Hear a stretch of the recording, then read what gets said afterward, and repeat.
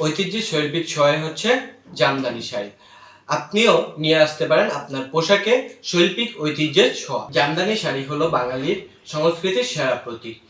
প্রতিটি শাড়িতে মেলে হস্তশিল্পের নিখুঁত কাজ ও অনন্য নকশা। চলুন এবার আমরা জেনে নিই এই জামদানি শাড়িটির কিছু ইতিহাস।